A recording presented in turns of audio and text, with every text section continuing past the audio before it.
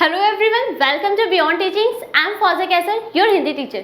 तो आज हम पढ़ने वाले हैं क्लास 9 की व्याकरण और आज का हमारा विषय होने वाला है अर्थ के आधार पर वाक्य के भेद। ठीक है, तो हम पहले अपनी वीडियोस में पढ़ चुके हैं कि वाक्य किसे कहते हैं। वाक्य जब हम पढ़े थे तो उसमें हम देखे थे ऐसे कई सारे वाक्य को समझने के तत्व भी थे। ठीक है, जैसे कौन सा था, सार्थकता था, ऐसी बहुत सी चीज़ें थी जिससे हम समझ सकते हैं कि वाक्य हमें कैसे लिखना चाहिए और वाक्य हम कैसे समझते हैं। तो ये सारी चीज़ तो हम अपनी पहली वीडियोस में पढ़ चुके हैं। तो आज जो हम पढ़ने वाले, आज हम ये देखेंगे कि वाक्य को अर्थ के आधार पर कितने भागों में बांटा गया है। ठीक है, वैसे कितने भागों में बांटा गया मैं एक बार बता देती हूँ। उसे तो 8 भागों में बांटा गया है। अब कौन कौन से वो अब हम पढ़ लेंगे। ठीक है, तो सबसे पहले यहाँ क्या दिया हुआ है, यहाँ दिया हुआ है अर्थ के आधार पर वाक्य भेद।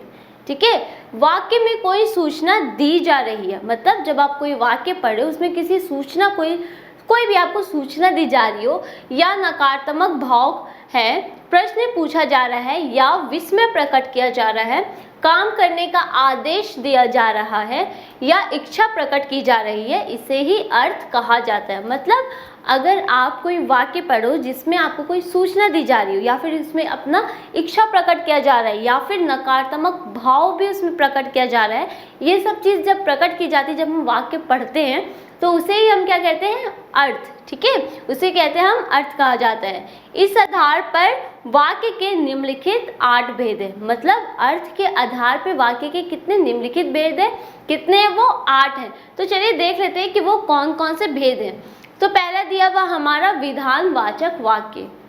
ठीक है, अर्थ का जो सबसे पहला भेद है वो क्या है हमारा, वो है हमारा विधानवाचक वाक्य। उसके बाद हम पढ़ेंगे, उसके दूसरा है हमारा प्रश्नवाचक वाक्य, तीसरा है हमारा आज्ञावाचक वाक्य। देखिए आप पढ़ रहे हैं ना, इसमें जब हम पढ़े थे अर्थ के आधार में बांटा गया था तो उसमें क्या था, आज्ञा, इच्छा देना, ठीक है, किसी को आदेश देना। वैसे ही तो जैसे यहाँ है संदेहवाचक वाक्य, फिर नकारात्मक वाक्य, इच्छावाचक वाक्य, विस्मयवाचक वाक्य, और हमारा 8वां और लास्ट है संकेतवाचक वाक्य।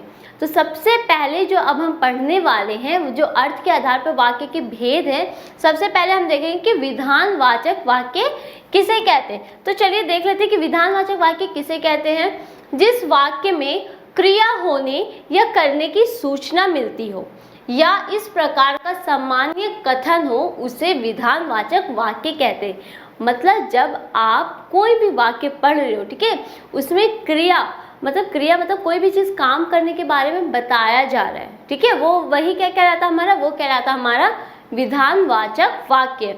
उसमें विधानवाचक वाक्य को सकारात्मक वाक्य भी कहा जाता है, क्योंकि इस प्रकार के वाक्यों में कही गई बात को ज्यों का त्यों मान लिया जाता है। इसे विधानवाचक क्यों कहा जाता है, इसे सकारात्मक भी कहते हैं, क्योंकि ये जो वाक्य होते हैं ना, जब आप पढ़ोगे वो वाक्य, उसमें आपको कुछ भी लिखा है, मतलब हम जैसे रहता उसे हम वैसा ही मान लेते हैं। ठीक है, इसे ही क्या कहते हैं हम, सकारात्मक वाक्य भी कहते हैं। और विधानवाचक वाक्य मतलब जिसमें कोई क्रिया होने के बारे में हमें पता चलता है। जैसे यहाँ उदाहरण दिया, पंछी घोंसले से उड़ चुके हैं। अगर मैं कहूँ कि पंछी घोंसले से उड़ चुके, तो कोई भी अगर मैं किसी को भी कहूँ वो मान लेगा, जैसे मैं कहूँ वो वैसे ही मान लेगा कि उड़ चुके होंगे। ठीक है, इसमें क्या हमें उड़ने के बारे में पता चल रहा है, ठीक है, क्रिया के बारे में भी पता चल रहा है। जैसे यहाँ दिया, वो कविता ने पाठ याद कर लिया, तो यहाँ क्या है, वो भी क्रिया के बारे में पता चल रहा है कि वो क्या करी, याद करने का काम कर रही है ना, तो वो क्या हो गया, उसका क्रिया हो गया। और अगर जैसे मैं कही हूँ कि कविता ने पाठ याद कर लिया, तो वैसे ही आप मान भी लोगे। वैसे दिया हुआ नदी में बाढ़ आई है, मतलब नदी में बाढ़ आई है, तो आप भी वैसे ही मान लो, क्योंकि बाढ़ किस नदी से ही आती है ना। वैसे दिया, विजय ने दौड़ में प्रथम स्थान प्राप्त किया, रोहित ने नया मकान खरीदा। मतलब ये सारे जितने भी उदाहरण हैं, अगर मैं इन्हें कहूँगी तो आप क्या करोगे, जैसे मैं कहूँगी आप उसे वैसे ही मान लोगे। तो वही हमारा क्या कहलाता है, विधानवाचक वाक्य, जिसमें किसी क्रिया के होने के बारे में हमें पता चलता है ना। और इसे सकारात्मक वाक्य भी कहा जाता है। क्यों, क्योंकि इसे हम जैसा कहते हैं उसे वैसा ही मान लिया जाता है। तो ये तो था हमारा विधानवाचक वाक्य। अब हमारा दूसरा है प्रश्नवाचक वाक्य। प्रश्न मतलब जिसमें सवाल किया जाए, ठीक है, जिसमें प्रश्न पूछा जाए, कोई ऐसे वाक्य जिसमें प्रश्न पूछा जाए। जैसे यहाँ पढ़े थे, जिन वाक्यों में प्रश्न पूछा जाता है तथा जिनमें कुछ उत्तर पाने की जिज्ञासा रहती है उसे प्रश्नवाचक वाक्य कहते हैं। मतलब कोई ऐसा वाक्य जिसे अगर आप पढ़ो तो वो क्या होगा, वो पढ़ते साथ हमें समझ में कि हाँ इसमें प्रश्न पूछा जा रहा है और हमें क्या उसका उत्तर जानने में, है ना। जैसे अगर मैं कहूँ यहाँ दिया हुआ, यहाँ के प्रश्नवाचक के वाक्य जब अगर दिया रहेगा तो आप कैसे पहचानोगे, जैसे यहाँ दिया हुआ क्या, कब, क्यों, कैसे, कौन, किसे, किसका आदि प्रश्नवाचक शब्द देखकर, है ना। मतलब ये सारे जितने भी है क्या, कब, क्यों, कैसे, तो इससे क्या करेंगे, जब हम ये सारे शब्द देखेंगे तो हम समझ जाएंगे कि हाँ ये कौन सा है, ये हमारा प्रश्नवाचक वाक्य है। मतलब इसमें प्रश्न पूछा जा रहा है ना। उसके दूसरा क्या है, वाक्य के अंत में लगे प्रश्नवाचक चिन्ह।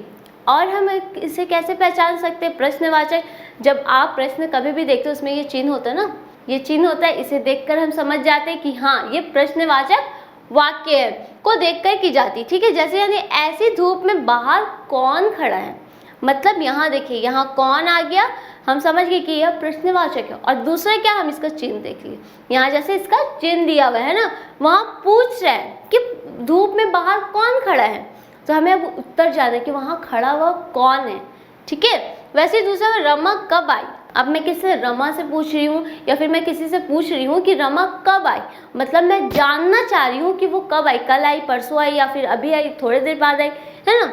वैसे दूसरा दिया तुम कल विद्यालय क्यों नहीं आए, मतलब यहाँ भी क्या कर रही हूँ, मैं प्रश्न पूछ रही हूँ कि तुम विद्यालय क्यों नहीं आए, है ना। मैं जानना चाहती तुम बीमार थे या फिर कहीं गए हुए थे, है ना। तो ये सारे जो होते हैं क्या, कब, कौन, किसका, है ना, कैसे, तो ये सारे क्या होते हैं, हम ये सब जब शब्द देखते हैं तो इससे हम समझ जाएंगे कि ये कौन सा है, हमारा प्रश्नवाचक वाक्य है। ठीक है, तो सबसे पहले हम क्या पढ़े, सबसे पहले हम पढ़े कि अर्थ के आधार पे वाक्यों को कितने भागों में बांटा गया था, 8 भागों में। ठीक है, सबसे पहला हमारा कौन सा, सबसे पहला था हमारा विधानवाचक वाक्य, जिसमें क्या होता है, जिसमें हमें किसी क्रिया के बारे में पता चलता है और उसे सकारात्मक वाक्य भी कहते हैं। क्यों, क्योंकि उसमें जैसे बोले हम वैसे उसे समझ लेते हैं या फिर वैसे उसे हम मान लेते हैं।